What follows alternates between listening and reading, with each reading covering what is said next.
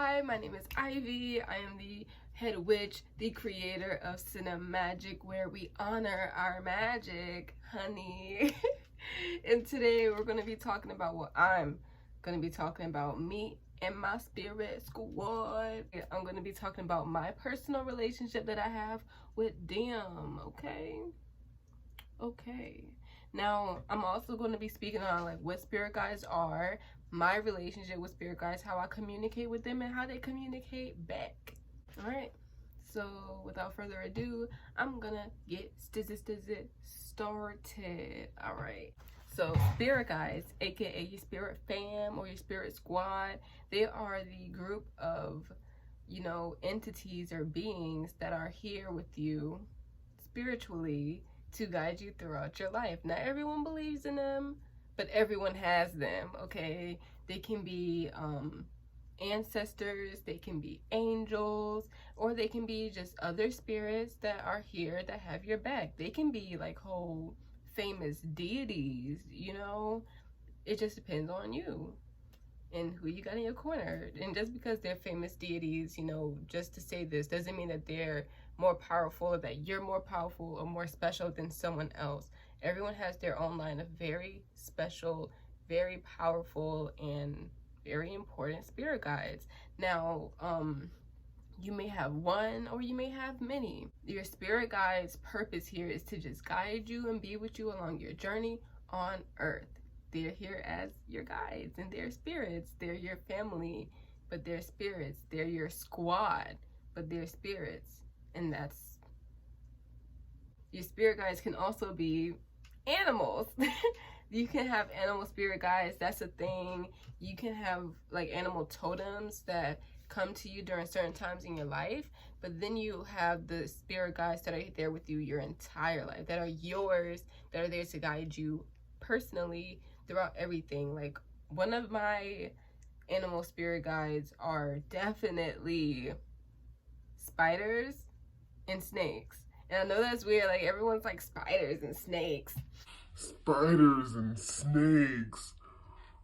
Ew, like what? Like disgusting. People are terrified of snakes, terrified of spiders, but they actually represent something deep within our core. Like snakes being the creative center, they have that connection with the earth, because they slither, they live, with their bellies to the earth, and they live within it. They cover themselves in it, and they also represent rebirth and shedding the old. That's what they represent. And also healing and medicine is another thing that they are very known for. As for spiders, I'm gonna be real, I have not researched spiders as animal totems, but every time I think about them as my animal totem, I think of the story of Arachne, Lady Arachne, and I'm not sure if that's her real name. I'm gonna be real, but that's just what I've been told.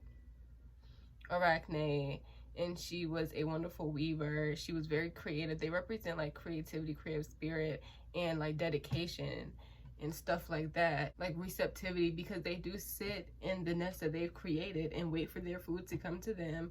And then they're very particular in how they wrap their food up so that it can suffocate and die, and then they eat it.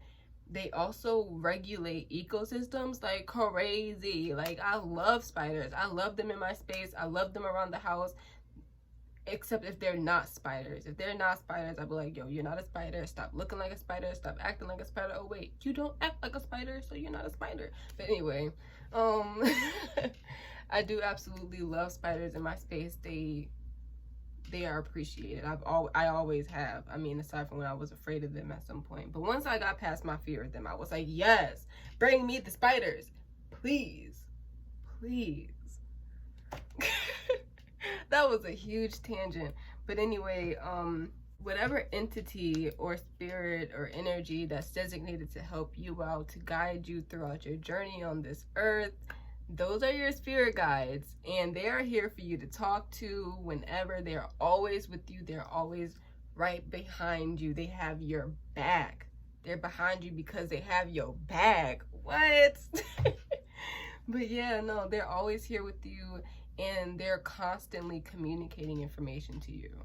it's up to you whether or not you actually tune in to receive the message, to understand the message, and whether or not you actually think too much on the message and like overinterpret or underinterpret. I mean, it's a whole thing when it comes to actually getting comfortable with how you communicate with them and what they be saying and how they communicate back, and just the many ways that you can actually divine, because that's what it's called when you communicate with your spirit guides.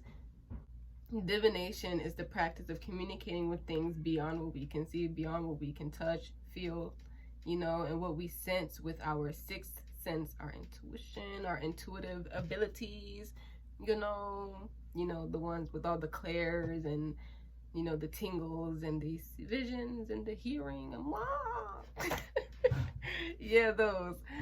That's how like we can sense information through us, and divination relies on these three three main principles that or pillars. That is observation, which is watching and being present in the world around you.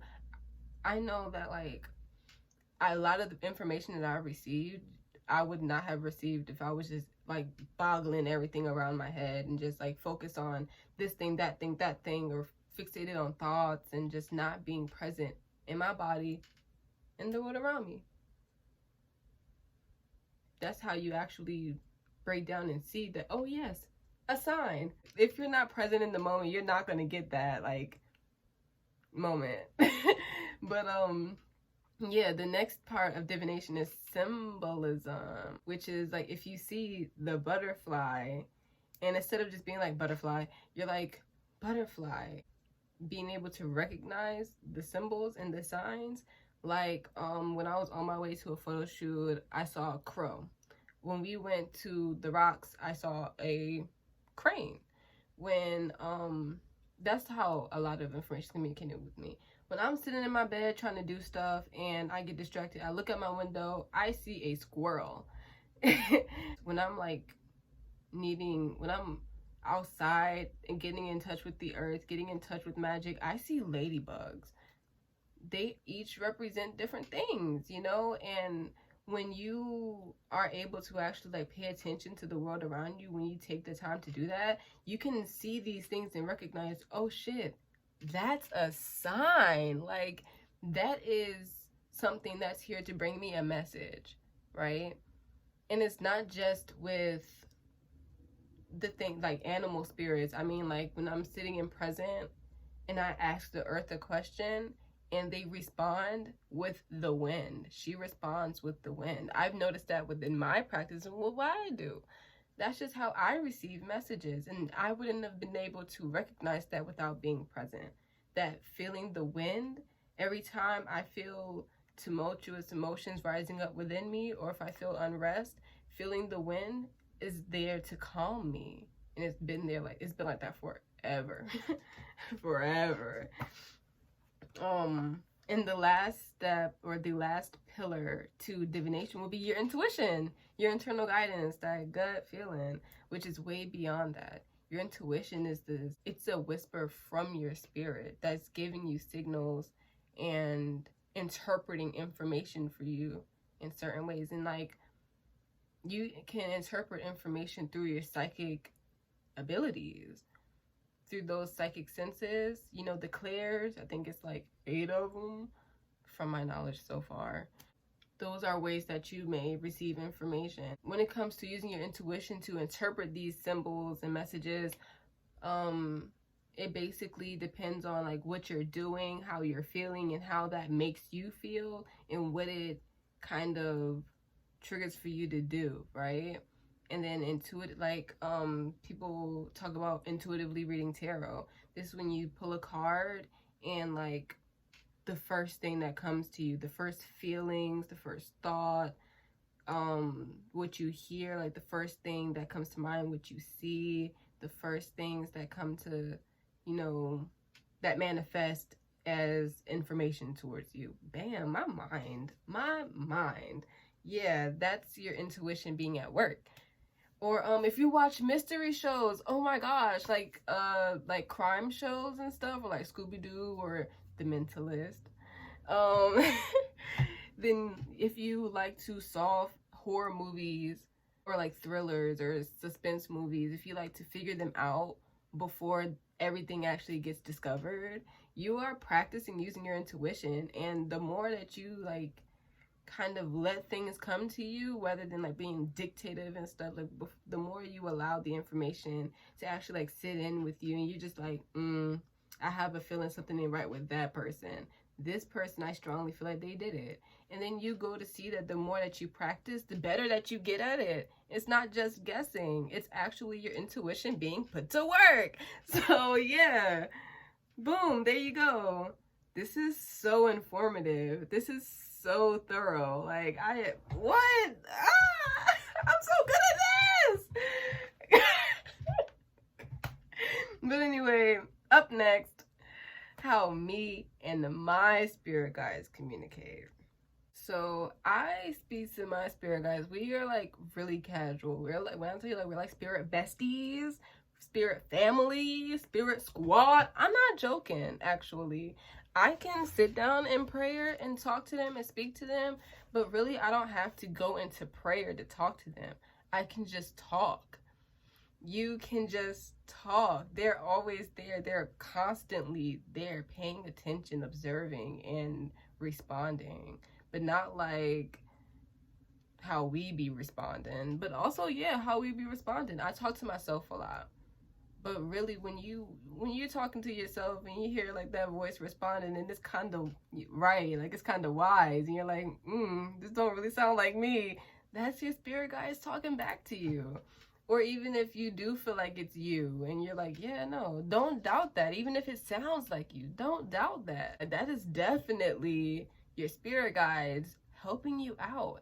And like I also get like random ass realizations because I'm a claircognizant psychic. That's just how I get information a lot. Just do it, bloop bloop. Oh my gosh, like that's the truth. That's what it is.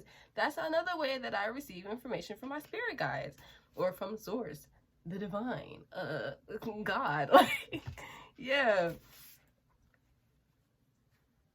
Journaling is something that really helped me build my relationship with them.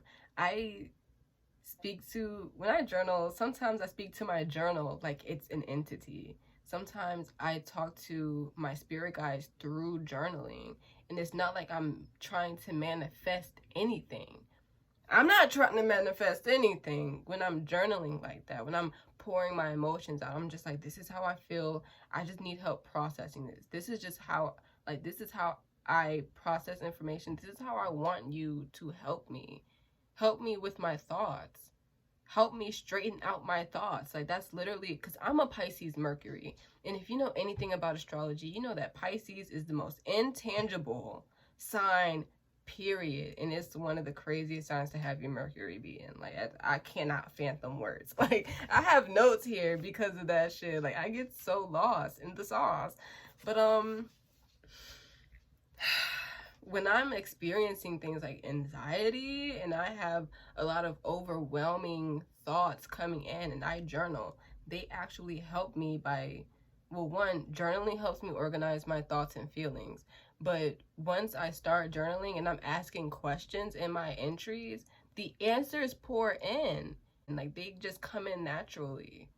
I'm writing down the questions, I'm thinking, and I'm writing everything down, and then they pour in the answer, and I'm like, oh, okay, like I understand this now, and this is how this is helping me. This is how this is working. Boom! I made my point. And clear thought, communicating through my thoughts. You know, like I don't know if y'all like talk to yourself and like in your thoughts, right? So like clairaudient people hear their thoughts. So you can hear your thoughts and then also hear your thought process. And a lot of times you can hear your thought conversations, right? With my spirit guides, it's very direct. We joke around sometimes and we be like, girl, you look, listen. Some of them are very serious. Other them can joke around. Some of them be like sarcastic and snippy. I'd be like, sis the tea. But yeah, it just depends on their personality. In my previous video when I was talking about bonding with your magical tools, actually that's a great way to bond with your spirit guides. You could just ask them questions to yourself and then just Wait for the response. Sometimes you ain't even gotta wait for the response. I know when I'm talking to myself, the answers be coming in immediately. They be like boop boop boop boop boop. It's like texting your best friend when you experiencing something crazy and they texting you back like. And then using divination tools, well, that's more so like them talking back to me. So now I want to talk about how they be responding. Okay, now when my spirit guides respond, they respond in a lot of ways. So it's not just one way that your spirit guides will communicate with you. I use divination tools like my pendulums, um, just seeking out crystals, my tarot cards, my oracle cards. I even have like my own little oracle deck that I use, and them like helping me understand it, because sometimes tarot confuses me. A lot of times oracle confuses me. But when I made my own deck, I was like, this is helpful. Okay, this is a language that I can understand. Another way that they talk back to me is through my dreams. But it can be through your dreams directly. But a lot of times I notice that their messages come through loud and clear right before you fall asleep. Like when you're in bed and you're transitioning, they can come through there, and right as soon as you wake up, especially in that period where you're like transitioning into waking up and being fully awake. That's like perfect time. That's when your brain is like, yeah, that's what your brain be doing when it's waking up.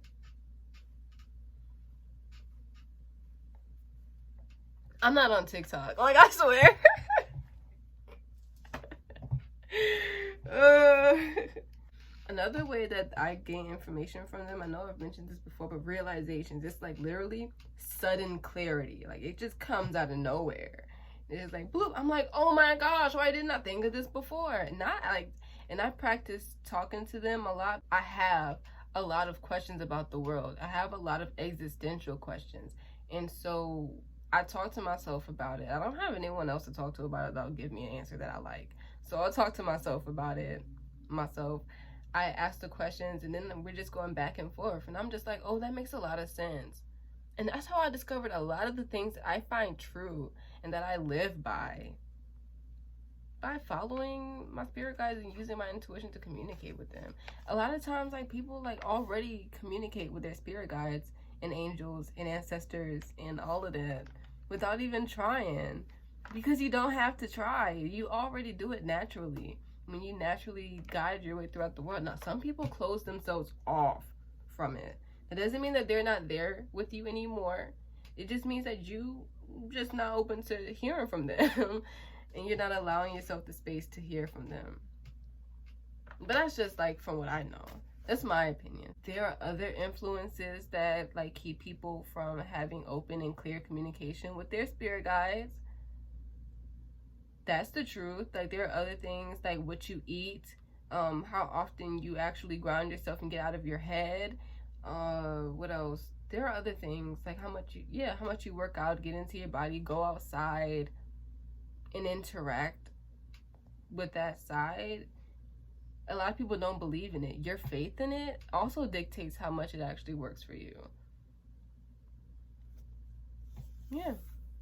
Now, like, talking about like my actual relationship with them, like I said, like we're super cool, like super casual. We communicate with each other like we're friends, and that's just how it's supposed to be. Well, for me, that's how I like to do it. I'm not much of a person for a bunch of rituals. I am like the simplest witch, period. Like I break, because that's all I can afford to do. Honestly, like I break down my magic and witchcraft to the simplest form, and when I can just do it and talk to them without having to go all out, yes, I'm gonna do it. And that's how I like it. We talk frequently. Like we were just talking earlier today. We were talking yesterday. We talk right now. They here. They make an appearance right now. Is that right? Yep. Oh man, look, last night when I was writing down the stuff that I wanted to write about in the video, I was just like, is it cool if we have like a little dialogue in the video? They were like, hell yeah, like let's do that shit. I was like, period. But I've been talking this whole time, so they didn't really have time to pitch in and talk too. So, but then also like they speak through me. So, you know, like, please, you gonna hear from our spirit guys one way or another. We're here all the time, so we can always talk. We do talk all the time. Well, I can always talk to them. Sometimes there are certain parts in your spiritual journey where you're kind of cut off and they just let you go through it yourself. And while you still have all the tools there, like your journal, your critical thought, and your contemplation while you're in that void space, those like they are there for you to provide you emotional support. But honestly, like when I was in that space, I did not hear from them as much. Like I heard from them, but I didn't really get the answers that I wanted to the questions that I asked. I didn't know how to be okay with that. But I had to be okay with it because I had to get through it, and I did. It's just really a process. It really is. And building your trust and building your faith and hope that your life will get better and that things will get better, like you will definitely build a better relationship with them, like on period. I talk to them about all sorts of stuff, like all types of stuff, not just like spiritual questions, existential questions, and asking them for stuff and manifesting things and praying for things, and other than like sending love to people and sending like clarity to people and peace and stuff like that. Like I like doing that. But like we just talk like friends. And that's how I like my relationships to be. Like I said, I just prefer to have that open conversation with one another. So the last thing I wanted to talk about was offerings. I'm not ashamed to say that I don't do offerings because I do the best that I can to honor my spirit guides and to communicate with them. But when it comes to offering, I'm not really in the place where I can like offer up much. But I do bring like greenery to my altar. I do bring life into my space, and I don't really present it as an offering, but I do present it as appreciation to my magic, appreciation to my craft. And then I take those resources, them living things that actually die on my altar, I incorporate it into my craft because nothing goes to waste. Hashtag trash magic. But anyway, thank you for watching and sticking through this foolishness that I call my life in my videos. I hope you enjoyed it. If you did, and if you found it useful, please give it a like and share it with someone else that you think might enjoy this video, might enjoy me. If you do enjoy me and enjoy my content, then be sure to subscribe because there's plenty more coming. Trust me, there's plenty more coming where this came from. And then there's plenty more where it came from too. If you look on my channel and you see that I have did like tarot readings on here in the past, I did not stop doing them. I actually just moved on to Instagram, and every Thursday at 8 p.m. Eastern Standard Time, I go live and I do a tarot reading. Well, I do more than a tarot reading. We do witchy chit chats. I do some bibliomancy, and then I do a little tarot reading. Then we have some talks in between. I definitely interact with everyone.